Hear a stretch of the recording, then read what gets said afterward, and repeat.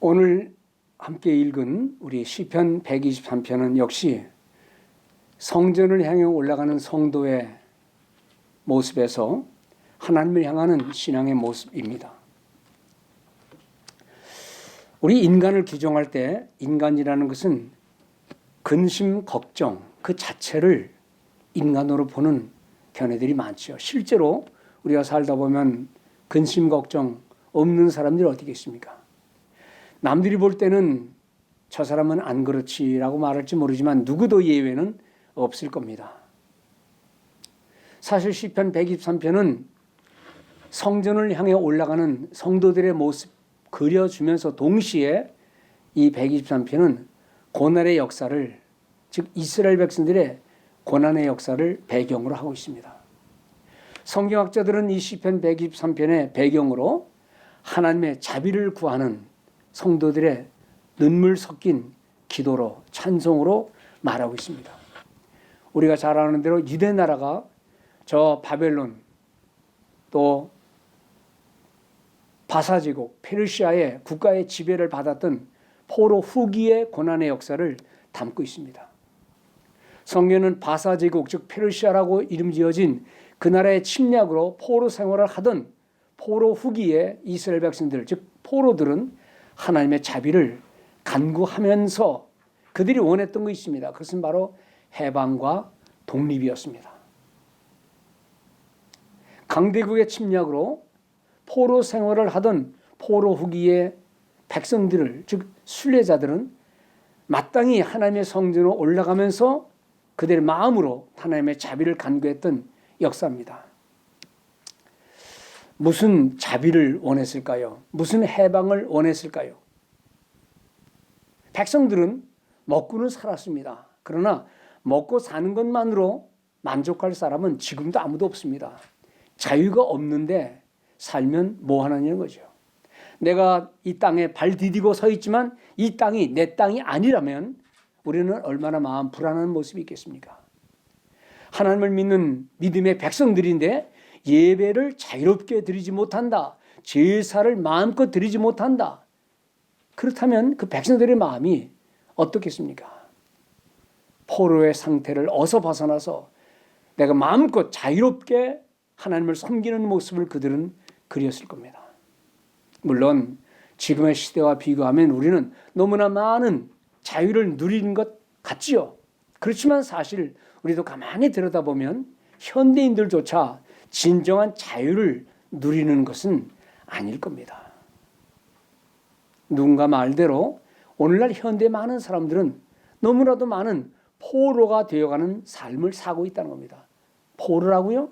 이 자유 대명천지에 무슨 포로가 맞는 말인가라고 말할지는 모르지만 또 과거에 그런 전쟁 이후의 포로 그런 건 아니지만은 현대인들은 또 다른 포로의 삶을 살고 있습니다. 그러므로 포로라고 하는 것은 꼭 전쟁이 끝난 다음 패전 국가의 백성들에게만 일어나는 게 아니라는 겁니다. 현대 사회가 인간들을 더 많은 포로로 사로잡고 있다는 사실을 우리는 인정해야만 한다는 것입니다. 어떤 포로냐고요? 질병의 포로가 되는 겁니다. 사실 우리 인생들은요, 크고 작은 수많은 질병의 어려움을 겪고 있지요.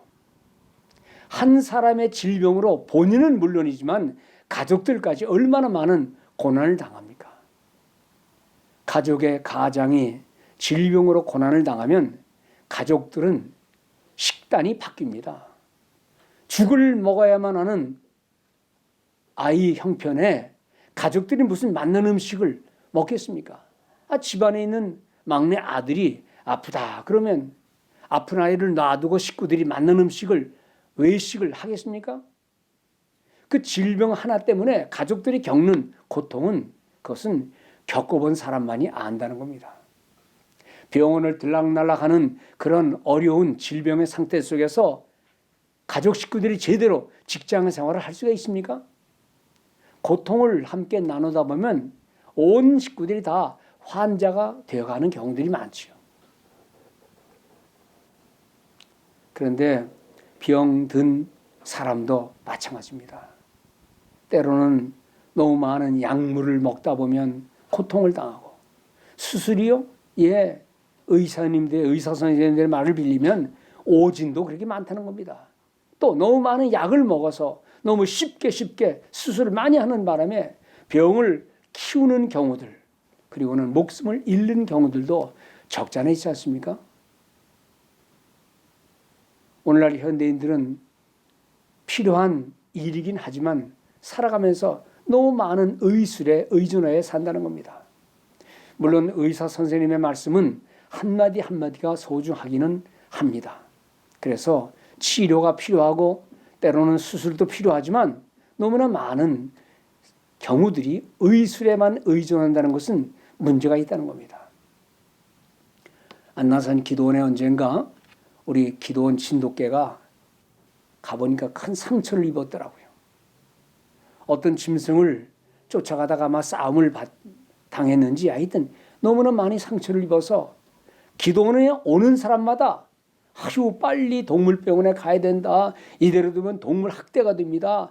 이거 누가 신고하면 어떻게 합니까? 아니 기도하러 온 사람들이 기도할 생각 안 하고 기도원에서 말씀 들을 생각 안 하고 그냥 개만 쳐다보고 개를 빨리 병원에 들고 와야 된다. 물론 개를 염려하는 마음은 제가 이해합니다. 저도 개를 많이 키워봤기 때문에 그런 어려움을 당한 개를 어떻게 질병을 치료하는지를 제 나름대로는 또 압니다. 동물병원이 필요 없다는 말은 아닙니다. 저는 그런 염려를 막 사람들이 하고 빨리 목사님 저 개를 병원 들고 와야 됩니다 말할 때 제가 가만히 그냥 그 개를 제가 들고 와서 잔쪽 계단 밑에 흙 있는 곳에 조용하게 짚을 깔아주고 그리고는 거기서 가만히 있도록 거기서 묶어놨습니다. 그리고 물론 상처가 많이 아플까 봐 그저 빨간 약 있죠? 그거 살짝 발라주기는 했습니다. 그리고는 아무도 그 개를 보지 못하게 했고 개를 조용하게 있게 했습니다. 아마 사람들은 동물병원에 데려간 줄로 알았을지도 모릅니다. 그런데 한 하루가 이틀 지나서 그 개가 걸어 나오는 겁니다. 또 하루 지나니까 언제 아팠느냐 하고 그냥 걸어 다니는 거예요. 하루 이틀 더 지나니까 그냥 뛰어다니는 거예요. 사람들은 어머 다 낫네요. 어떤 치료를 해줬습니까? 제가 속으로 이렇게 말했습니다. 하나님이 주신 자연 치료해 줬습니다. 근데 그렇게 말을 안 하고 그냥 웃기만 했습니다. 의사들의 고백과 또 경고가 있습니다.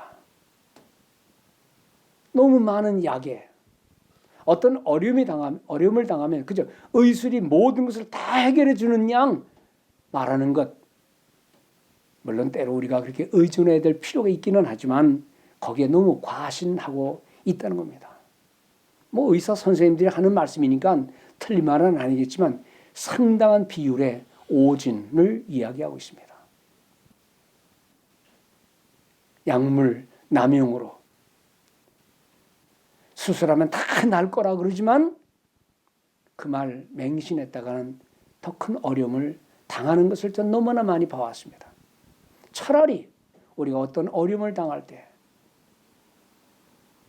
근심 걱정하지 말고 마음에 소동 일으키지 말고 자연을 조용히 호흡하면서 마음의 평정심을 유지하면서 근심 걱정 대신 하나님을 향해 기도하면서 한번 왔다 가는 인생의 삶의 어려운 가운데 주님 앞에 그 어려운 가운데 하나님을 향했던 이 시편의 기자의 모습처럼 하나님을 향한다면 얼마나 좋을까요? 여러분들 여기저기 검사한다고 하고 음식도 못 먹게 만들고 병원 속에 있는 수많은 어려운 균들 때문에 또 이런저런 투약과 검사 때문에 몸의 균형을 깨뜨리는 행위들이 얼마나 많은 줄 압니까?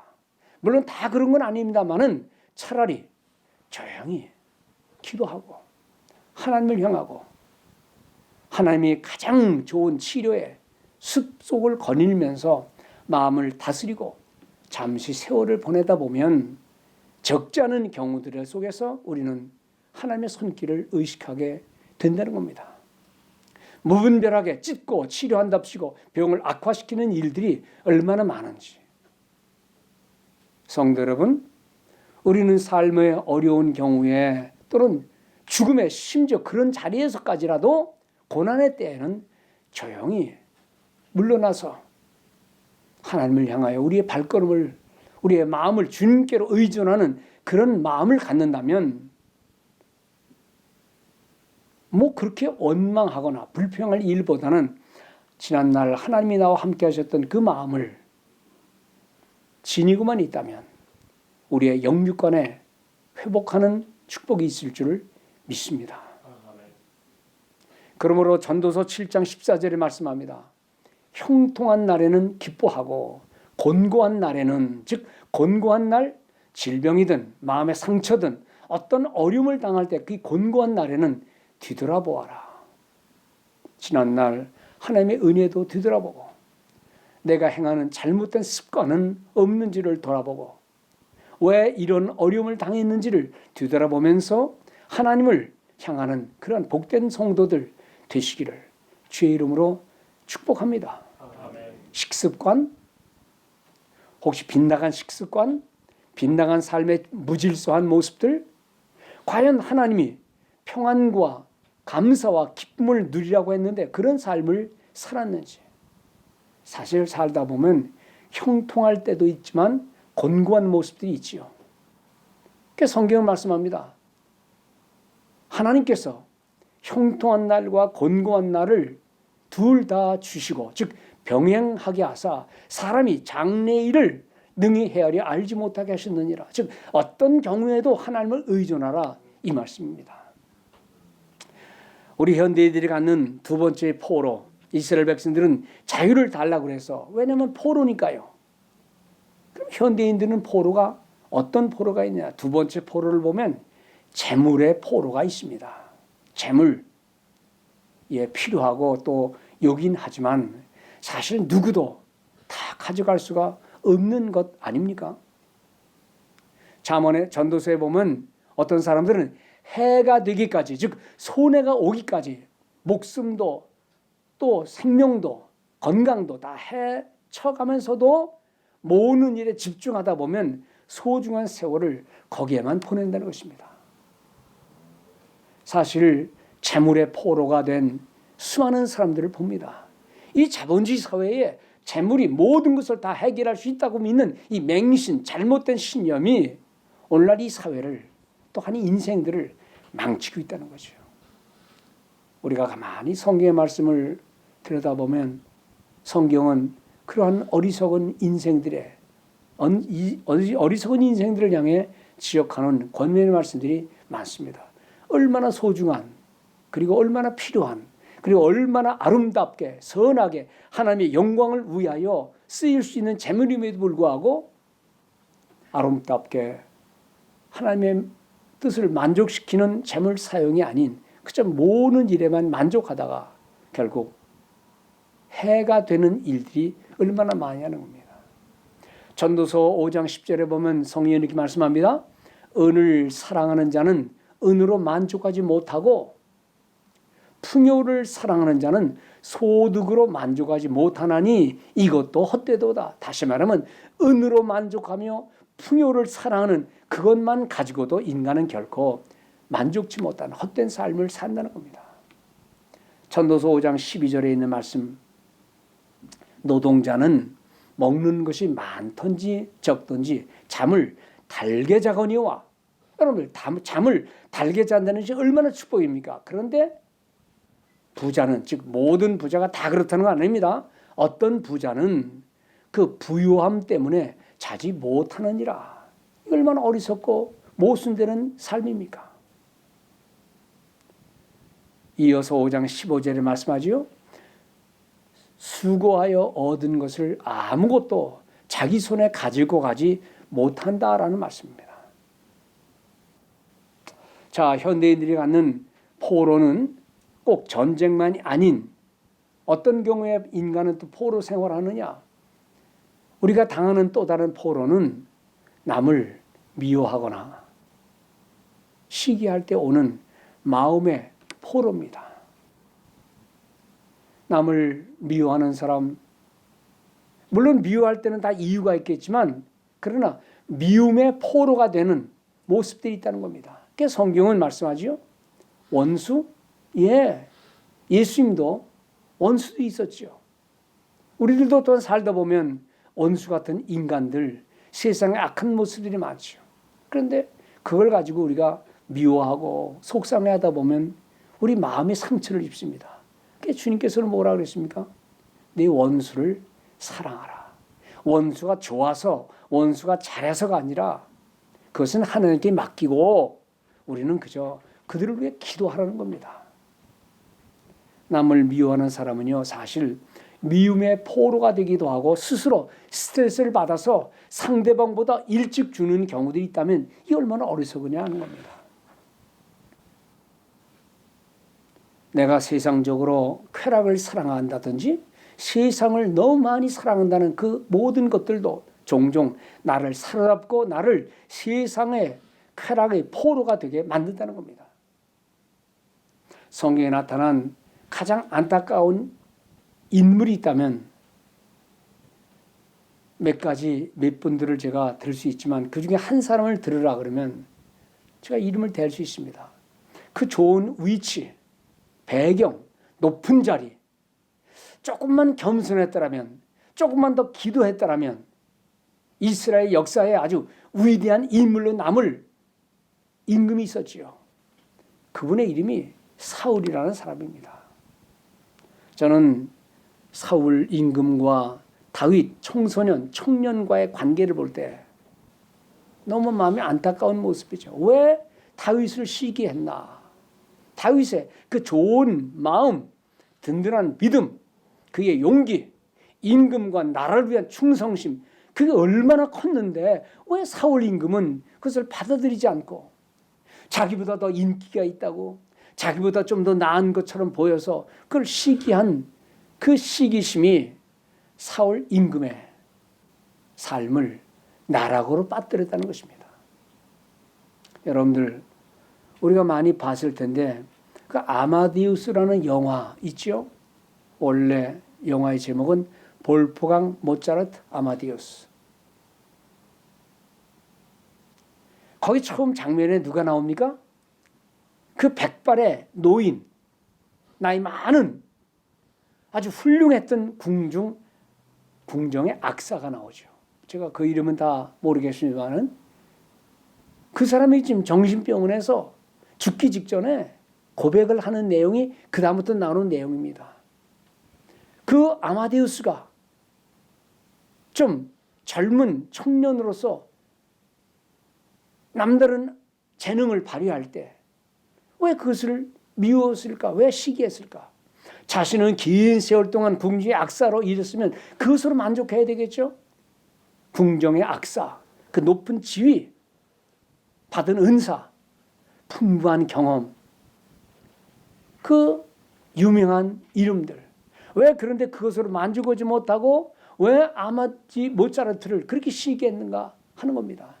그의 영화를 보면 모차르트를 보는 순간, 그의 연주를 딱 보는 순간 그때부터 나오는 게 뭡니까? 미움과 시기와 분노와 그것으로 가득해서 결국 그것을 참지 못하고 그는 많은 세월 동안 그를 시기하는 마 가운데 세월도 지나고 자신이 퇴장당한다는 그 서러움 때문에 자살도 시도하고 결국은 정신병동에 갇혀서 그 긴 세월을 낭비하는 것 아닙니까?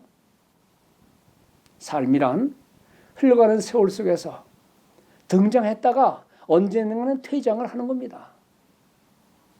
떠오르는 태양도 멋지지만 조용히 지는 해도 얼마나 좋습니까?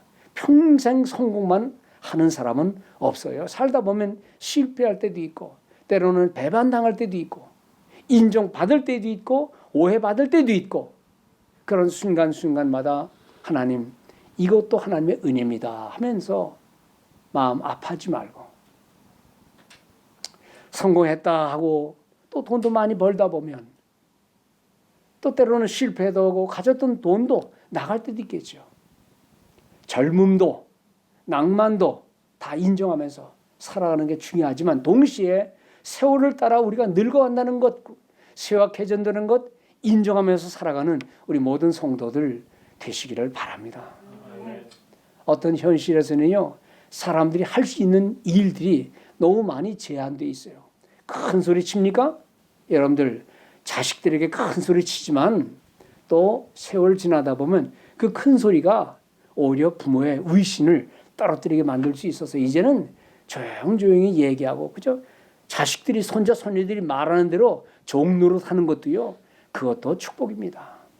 내가 가진 능력도 자랑할 때가 있어야 되겠지만 결국 인생은 흘러가는 세월 속에서 우리의 한계를 인정하면서 살아가라는 말씀입니다. 오늘 이 본문에 보면 성전에 올라가는 인생의 모습, 하나님을 향한 신앙의 길을 가는 우리 모두에게 필요한 말씀이 무엇입니까? 2절에 보면 우리의 눈이 여호와 우리 하나님을 바라보면서, 이게 뭡니까? 하나님이 우리가 주님을 향해 바라볼 때에 주님께서 우리에게 은혜 베풀어 주시기를 바라는 간절한 마음의 소원입니다. 고난을 이기면서 또 여전히 고난이 있지만 하나님의 전에 올라가는 백성들의 그 마음에 있어야 할 것이 무엇인가? 그 시선이 어디를 향해야 될 것인가? 우리는 포로의 상태 속에서도 삶의 고난의 모습에도 우리의 시선을 하나님께로 두는 성도들 되시기를 바랍니다. 다시 말하자면 성도가 하나님의 전을 향해 나갈 때에 하나님이 원하시는 건 뭐냐면 우리의 시선을 하나님께로 두자는 겁니다. 집중과 인내의 과제라는 것이죠. 주님을 신뢰하는 삶의 자세, 그냥 세월을 기다리는 게 아닙니다. 될 대로 되라 그것도 아닙니다. 늘 그저 나는 그렇게 살아왔다 그게 아닙니다. 우리의 시선을 주님께로 집중하자는 겁니다. 오늘 본문에 나타난 단어 1절과 2절을 보면 거기 나오는 단어들이 있습니다. 눈을 들어 주님에게로 향한다, 향하는 또는 바라보는 이라는 단어가 거듭해서 나옵니다. 또 바라보며 기다리는, 성전을 향해 갈 때, 하나님을 향해 나갈 때 그들이 원하는 것은 눈을 주님께로 향하는 것, 시선을 주님께로 집중하여 바라보는 것. 우리가 몸은 교회에 나와 있지만 우리 몸뚱아리는 하나님 앞에 있는다 하면서도 우리의 시선을 흐트르는 일들이 얼마나 많습니까? 여러분들 운동하는 선수들이 달려가는 달리기가 있고 상대와 시합을 해야 될 때 거기 수많은 관중들이 있는데 관중들을 쳐다보면서 운동하는 선수 있습니까? 관중들이 뭐라고 그러든 내가 실패했을 때 또는 성공했을 때 관중들이 환호를 하든 야유를 하든 상대를 내가 가야 될 그 골대를 향해 나가야 될 때 이것이 선수들에게 얼마나 중요합니까? 사람들의 눈을 너무 시선을 의식하는 우리가 되지 마시기 바랍니다. 남들이 뭐라고 한마디 핀잔을 줄 때에 또 내가 실패해서 창피할 때에 시선을 사람들에게 두지 말고 우리가 향하는 그 하나님을 향해 천국을 향하여 시선을 두는 우리 모든 성도들 다 되시기를 주님의 이름으로 축원드립니다. 시편 132편 1절 2절 한번 여러분들 성경을 볼까요? 1절입니다. 하늘에 계시는 주여 내가 눈을 들어 주께 향하나이다. 2절 상전의 손을 바라보는 종들의 눈같이 여주인의 손을 바라보는 여종의 눈같이 우리의 눈이 여호와 우리 하나님을 바라보며 우리에게 은혜 베풀어 주시기를 기다리나이다. 여러분들 오늘날처럼 이 어려운 시대에 코비드와 같이 우리가 때로는 해결할 수 없는 수많은 일들이 앞으로 많이 나타날 때에 우리의 시선을 어디다 둡니까? 병원에 필요하긴 하지만 거기가 우리의 시선의 최종 목적지는 아닙니다. 의약품, 인생들 때로 필요는 하지만 우리의 시선의 최종의 목적지는 우리 하나님에게로 구원의 주님에게로 둬야 된다는 겁니다. 다른 번역을 보면 이 두 절을 이렇게 표현했습니다. 하늘 보좌에 앉아 계시는 주님, 내가 눈을 들어 주님을 우러러 즉 주목하여 집중하여 살펴봅니다.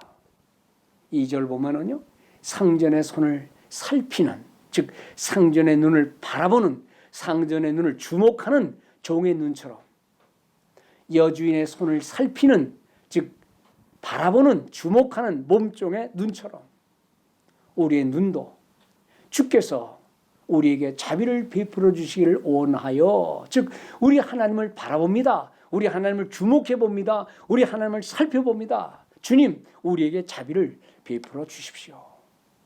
우리에게 자비를 베풀어 주십시오. 너무나도 많은 멸시를 받았습니다. 코비드-19, 아니 세균에 의해서, 이 바이러스에 의해서 인간이 지금 멸시를 받는 듯한 모습 아닙니까? 또 4절에 말합니다. 평안하게 사는 자들의 조롱과, 즉 하나님을 안 믿는 저 세상 사람들이 우리를 조롱하는 것 같고 오만한 자들의 멸시가 우리의 심령에 차고 넘칩니다. 여러분들, 그렇다고 해서 우리의 시선을 하나님에게서 떼서는 안 된다는 겁니다. 아무리 풀이 잘 자라는 것 같지만은요, 하나님의 심판의 칼날이 되면 그들은 한나절 반나절도 못해서 다 시들어버리는 거예요. 세상의 영혼은 다 그런 겁니다. 하나님 앞에 시선을 돌려드리는 성도들 되시기 바랍니다. 원망할 만한 일이 혹시 생긴다 할지라도, 절망의 모습이 있다 할지라도 시선을 다른 데로 두지 말고 우리를 구원하시는 하나님을 향하는 성도들 다 되시기를 바랍니다. 이 본문을 읽고 또 읽으면서 우리의 기도는 그래야 됩니다. 주여, 삶의 어려운 환경 속에서 주님, 나도 이 시편의 기자와 같이 주님을 신뢰하면서 주님을 바라보면서 주님의 은혜와 자비를 향하게 하옵소서 기도하는 성도들 되시기 바랍니다. 창세기 35장에 보면 야곱이라는 인물이 나옵니다. 사실 창세기 25장부터 나오는 야곱에 관한 이야기, 참 그의 허물과 실수가 얼마나 많습니까? 아버지를 속였지요. 형에게 야비하게 굴었지요. 배고픈 형에게 팥죽 하나 주면 될 걸 뭘 장자를 뺏으려고 그럽니까? 아버지를 어떻게 속여서 축복을 받을 수 있습니까? 그것 때문에 당면하는 얼마나 많은 어려움이 있었습니까? 그야말로 잠깐이면 갔다 올 줄 알았던 그 세월이 20여 년에 걸친 파란만장한 고난의 삶을 우리가 보는 겁니다. 아니, 장자의 권리를 이어받고자 했던 그 마음의 소원이 얼마나 바람직한 것이었는데 사실은 그것이 그가 행해서는 안 되는 모습이었습니다. 어쨌든 그는 많은 고난을 당합니다.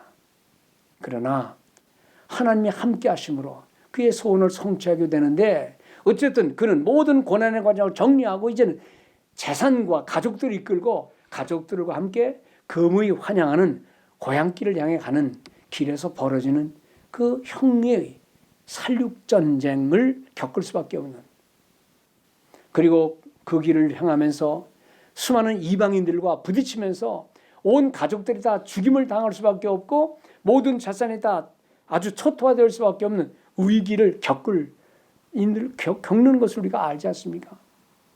그를 기다리고 있는 것은 그의 가족들이 아니었습니다. 가나안 족속들, 브리스 족속들, 온 가족들이 그들에게 떼죽음을 당할 수밖에 없는, 자기가 원하는 게 아니었습니다. 얼마나 그 생명에 위협을 당했습니까? 많은 그는 그런 위기 때마다 그가 고백을 합니다. 예를 들면 창세기 35장 1절에 보면 그는 삶의 고난과 그리고 자기의 모든 꾀가 다 아무런 소용이 없다는 것을 깨달은 다음에 그는 말합니다. 일어나 베델로 올라가자. 베델이 어떤 장소입니까? 하나님과 약속했던 장소 아닙니까? 하나님을 만났던 장소 아닙니까? 오늘날로 말하면 이 이스라엘 성전이 세워졌던 바로 그 땅을 말하는 것입니다. 일어나 베델로 올라가자. 또 3절에 보면 말씀합니다. 우리가 일어나 베델로 올라가자. 다시 말합니다. 내 환난 날에 내게 응답하시며 내가 가는 길에서 나와 함께 하셨던 그 하나님께 내가 거기서 제단을 쌓으려 하노라. 이 고백입니다. 사실 그의 고생은요, 예견된 고생이었습니다. 아니, 형을 속였고 아버지를 속였으니 그 고난은 이유가 있는 고난입니다. 이럴 때 그도 여러 가지 많은 수단을 다 동원해 봤지만 자신의 생각으로 했던 모든 일들이 다 물거품이 될 때에 그는 더 이상 자신의 능력으로 문제를 해결하려는 게 아니라 하나님께로 나가면서 하나님 앞에 무릎 꿇었던 사실입니다. 성도 여러분, 이런 야곱의 생애가 야곱의 생애로 끝나는 게 아니지 않습니까? 오늘 이 시대에 우리 모든 인생들이 겪는 수많은 어려운 일들 앞에서 우리의 기도는 어떠해야 되겠습니까? 주여, 이 어려운 시대에 우리가 지난날 하나님의 사람들이 가졌던 믿음을 회복하게 하시고 이 믿음으로써 곤경을 극복하는 우리 모든 성도들 되게 하여 주옵소서. 기도하는 복된 성도들 되시기를 바랍니다. 저도 개나 고양이를 참 좋아합니다. 뭐 사람을 그러나 개나 고양이에게 비유할 수는 없습니다. 그러나 요즘 집에서 고양이나 개를 기르신 분들 아마 그 고양이나 짐승들을 기르면서 많은 것을 깨달을 줄 압니다. 뭘 깨닫습니까? 말 못하는 짐승이지만 그 짐승들은 집중하여 시선을 하나님께로 둡니다. 주인이 들어오면 사람은 자식들은 다 지방에서 각자 일을 할지 모르지만은요, 그 충성스러운 개나 고양이는 주인 들어오면 반가워서 꼬리를 흔듭니다. 또 개나 고양이는요, 변함없이 주인을 반가워합니다. 뭐 사람은 기분 나쁘면 쳐다도 안 보겠지만 개나 고양이들은요, 주인 들어오면 만사저주로 뛰어나와서 꼬리를 흔듭니다. 또 똥개들은 어떨지 모르지만 정말 족보이는 개는요, 아무리 먹다가도 주인 들어오면 먹는 게 아니라 먼저 주인을 바라보려고 나가지요. 먹는 게 중요한 게 아니라 주인의 눈을 먼저 살핍니다. 먹이가 아니라 뭘 갖다 줘도 주인 오면 주인에게를 향하는 거죠. 그리고 주인 앞에 가까이 가서 몸을 비듭니다. 쓰다듬어 달라 이 말입니다. 사랑으로 쓰다듬어 달라는 말입니다. 여러분들, 사람이 개나 고양이와 비교할 뻔은 아닙니다. 그러나 때로 가만히 그런 걸 키우다 보면 우리가 때로 부끄러워지는 모습을 보게 된다 이 말입니다. 성전에 올라가는 순례자들, 바로 우리 하나님을 향해 가는, 하나님의 나라를 향해 가는 우리 모든 인생의 순례자들은 하나님을 바라보면서 자비와 은혜를 간구해야 될 줄 압니다.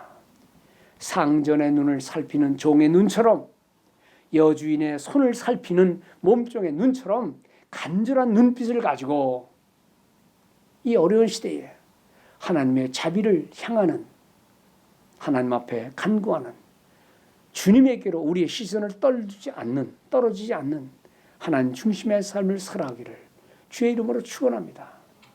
그래서 잠언 8장의 17절에 보면 이렇게 말씀합니다. 나를 사랑하는 자들이 나의 사랑을 입으며 나를 간절히 찾는 자가 나를 만날 것이니라. 다시 읽습니다. 나를 사랑하는 자들이 나의 사랑을 입으며 나를 간절히 찾는 자가 나를 만날 것이니라. 또 8장 34절에 말합니다. 누구든지 내게 들으며 날마다 내 문 곁에서 기다리며 문설주 옆에서 기다리는 자는 복이 있나니. 얼마나 집중하는, 주목하는 삶의 자세입니다. 이 세상의 수많은 일들, 벌려오는 일들, 오가는 뭐하는 사람들, 어떤 뉴스들, 물론 거기에도 우리는 종종 주목을 해야 되겠지만 영원한 주목, 시선을 결코 떠나서는 안 되는 것은 어떤 상황에서든지 우리는 하나님 명에 있어야만 된다는 겁니다. 때때로 우리 곁에 다가오는 절망의 상황들, 생각지도 않은 일들, 또 누군가로부터 오해와 멸시와 조롱이 있다 할지라도 바로 그러한 때라도 하나님을 향한 시선을 놓치지 않는 성도들 되시기를 바랍니다.